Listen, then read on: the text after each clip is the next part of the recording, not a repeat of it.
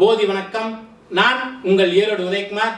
2026 இந்த வருடம் மிதுன ராசி நண்பர்களுக்கு எப்படி இருக்குங்கிறத ஒரு சிறு குறிப்பா பேசுவோமே.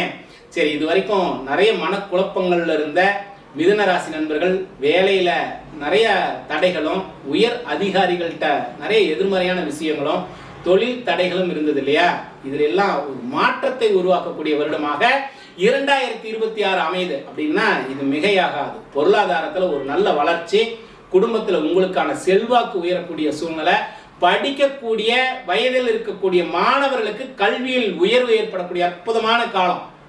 அதே போல மருத்துவம் சார்ந்த விஷயம், கொஞ்ச நாளா மருத்துவம் பார்த்துக்கிட்டே இருக்கோம், மருத்துவத்துல எந்த பலனும் கிடைக்கல அப்படின்னு நினைப்பவர்களுக்கு கூட 2026 உடல் உபாதைகள் நிவர்த்தியாகி மருத்துவம் பலன் கொடுக்கக்கூடிய அற்புதமான கிரக நிலைகள் அமையுது. சின்ன சின்ன வாகனத்துல விபத்து, வாகனத்துல செலவு, வாகனத்துல ஏதாவது ஒரு விரயங்கள் நடந்துகிட்டே இருந்தவர்களுக்கு கூர்ந்து கவனிச்சு பாருங்க. அற்புதமான மாற்றம், புதிய வாகனங்கள் வாங்குறதுக்கும், விரயங்கள் குறையறதுக்கும், எடுக்கக்கூடிய காரியங்கள் உடனடியாக நடக்கிறதுக்கும் ஒரு அற்புதமான சூழ்நிலை உருவாகுது. 2026 மிதுன ராசிக்கு ஒரு பொற்காலம் தான். ஏன்னா தொழில் ஸ்தானமும் வலுவாகுது.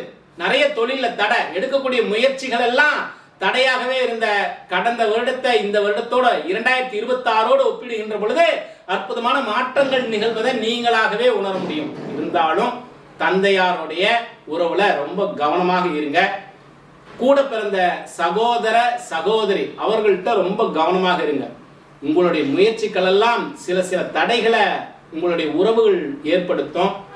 ஆபரணம் வீட்டில் இருக்குதுன்னா கவனமா பார்த்துக்க வேண்டியது அவசியம். தங்கம் வெள்ளி இதெல்லாம் வச்சுக்கிறீங்கன்னா கொஞ்சம் கவனமா பார்த்துக்குங்க. இழப்புகள் ஏற்படுறதுக்கு வாய்ப்புகள் உண்டு.